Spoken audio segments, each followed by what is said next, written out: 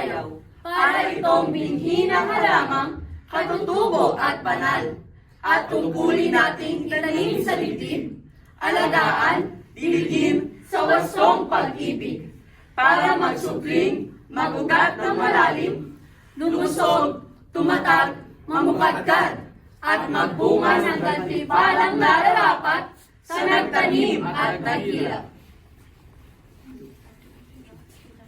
Ang agawasan dili katagpawan, kini usa katungdanan hangtod sa kahangturan.